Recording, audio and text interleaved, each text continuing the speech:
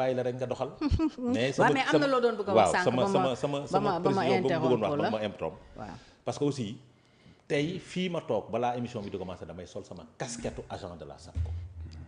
parce que je suis un agent de la SAPCO et membre de la direction de la communication de la SAPCO.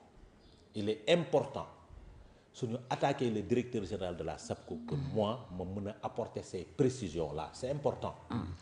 Parce que quand on cite le directeur de la SAPCO parmi les incompétents parmi les directeurs généraux qui ont falsifié leur CV et que ma nekk ci direction générale bi xam les compétences ak taxawaayu directeur général boobu il est normal que j'apporte les précisions parce que c'est important.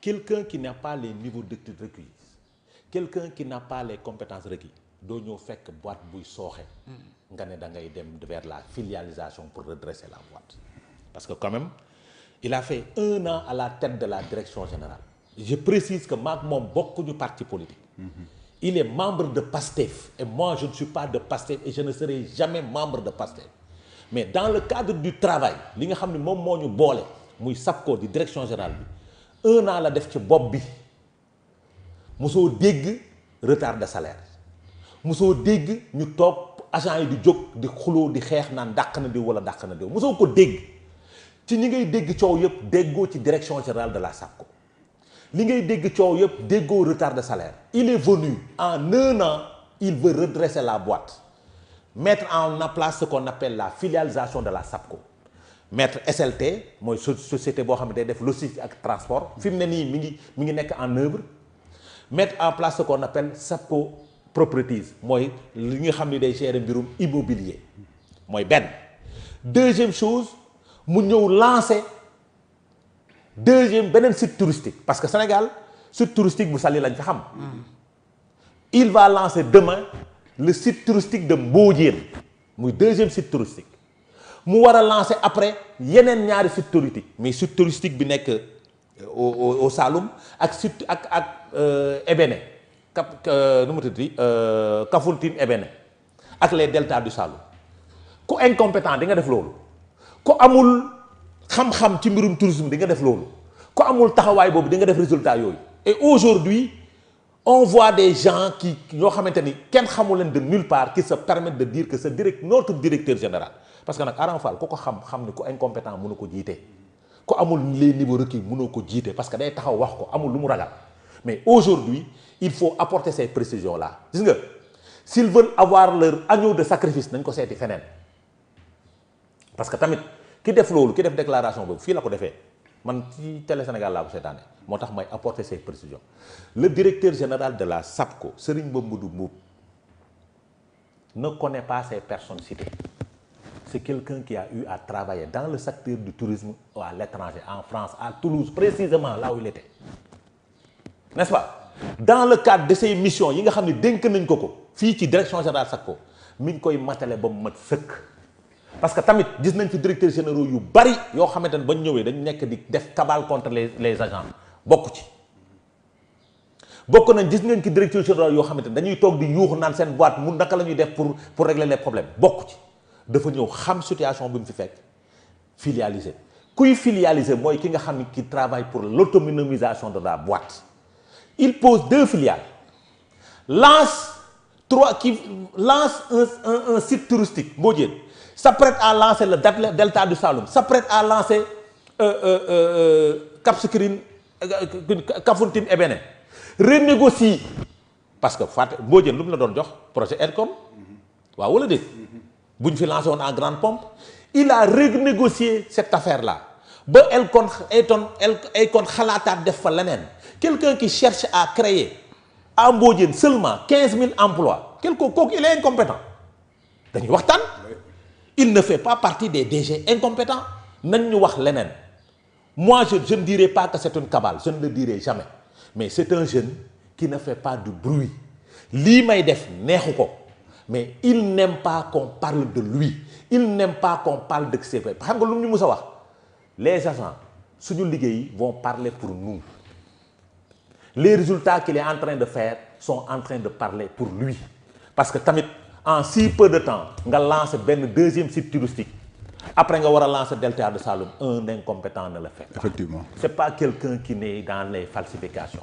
nañu dem seeti keneen Serigne Mamadou Diop n'a pas falsifié son CV. Serigne Mamadou Diop c'est une personne compétente. Ah ñun de waa SAPCO ñun en tant que agent de la SAPCO gërëm nañ ko sant nañ ko ci 1 an yi mu def à la tête de la structure. parce que tous les acquis yi mu fi fekk continuer na ko li fi prédécesseur am bàyyi comme acquis daf ko bàyyi agent bi. C'est quelqu'un qui est ouvert et qui parle avec tous les agents. L'objectif qu'il a, c'est de développer la SAPCO. L'objectif qu'il a, c'est de développer le tourisme au Sénégal. Parce que quelqu'un qui te dit, si je me dis, qui Dakar ici,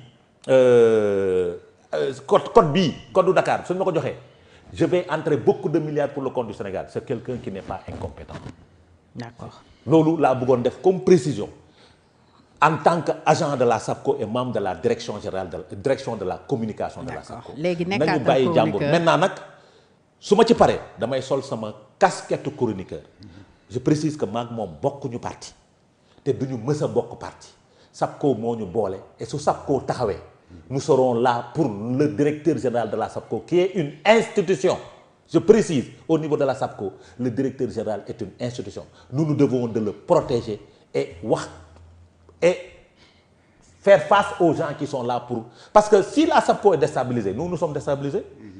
Si le directeur général de la SAPCO est attaqué de tous bords, nous sommes liggéeyukaay dañuy am jàqare parce que quand même moom mooy miroiru SAPCO nous devons d'être le bouclier de la SAPCO moo tax ñu taxawee taxawaay boobu parce que nag suñu teraanga ak suñu sutura foofu la nekk te duñu nangu ñuy affaiblir ki nga xam ni moo nekk di liggéey bu mucc ayib pour que SAPCO mën a dem yoonam. di nga fay communication bu SAPCO de jërëjëf. war naa koo fay nag. di nga ko fay boo paree da ngay jaar kees. moo tax ma ñaan la ko da ngay jaar kees de. moo tax ma ñaan la ko. waaw baax na. léegi nag. solaatal mbubu chroniqueur damay sol mbubu chroniqueur bi ñu dabañ parce que nag li xew Sénégal bari na de. li xew Sénégal bari na Amadou justement yeewu nañu dégg.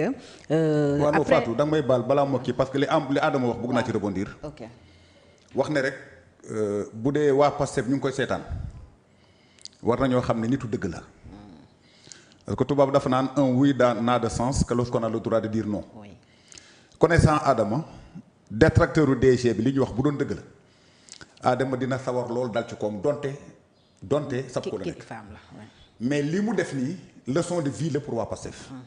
parce que je sais que du waa Pastef bu doon tey ñoo nekk posture Adama c'est des nihilistes yoo xam ne du ñu accepter lu baax ci koo xam ne bokkuñoo ak moom parti. bokkuma ak DG bi parti du ma bokk ak moom jamais parti bien que man am politique jamais du ma ko wax ci politique. mais elle a été catégorique je suis chroniqueur foncièrement même peut-être contre Pastef mais quand même dëgg la yàlla bëgg li Adama def nii vraiment c'est une leçon de vie. et encore une fois moi je le félicite hein. bon damay rebondir rek Adama parce que wax nga affaire Mbodiène wax nga delta du Saloum. wax Casamance. mais li ma jàpp mooy face à la macrocéphalie de Mbour.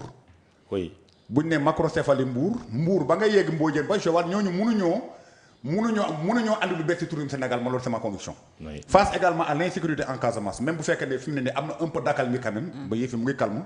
moi je pense que le département de Foundiougne le delta du Saloum Toubacouta l'aire marine protégée du Bambouk l'aire marine protégée du Gandoul offre tellement de possibilités pour être une alternative au développement touristique du Sénégal. parce que li nga xam ne bu njëkk loolu la ñu doon jamee mooy l'enclavement de Foundiougne. Oui. mais grâce au président Macky Sall et à sa politique donc d'équité territoriale le pont Nelson Mandela quand même a fini vraiment de désenclaver Foundiougne te très franchement Foundiougne war na mën a nekk alternative aujourd'hui au développement touristique du Sénégal loolu damay rebondir ci li nga xam ne moom la dernière mission par rapport à l'écotourisme c'était à Foundiougne parce que pour nous le Saloum le delta du Saloum le Saloum regorge beaucoup de potentialité. Adama nous faisons partie de l'association des plus belles baies du monde. looloo tax ma ne nous avons immergé des récifs artificiels à Djirnda te aujourd'hui ñi bëgg picc ak ñi bëgg les espèces de poissons boo plongé à Djirnda dans le récif artificiel di nga fa gis jën yoo xam ne y a un vieux qui a dit que depuis 44 ans jën bi ma gis ma ko woon. jën fu mu bëri day am wax picc dañu naaw. on a des miradors ku bëgg photo ay picc yooyu vraiment Foundiougne. donc vraiment mën na nekk alternative au développement touristique du Sénégal je le dis pas parce que j'habite dans le département de Foundiougne ou que je suis vice-président du conseil départemental mais dama rebondir rek ci li nga xam ne moom nga wax pour que ngeen bàyyi ci xel Foundiougne regorge tellement de potentialité surtout avec Toubacouta et donc Fatala vraiment war ngeen mën a développer le tourisme à partir de Foundiougne si on sait que le tourisme effectivement comme ni nga ko waxee léegi 15 000 emplois donc à Mbodiène je sais que à Foundiougne mun ngeen fa créer pas moins que donc 30 000 emplois aujourd'hui en matière de tourisme quoi. Très bien alors ñu ubbi beneen page.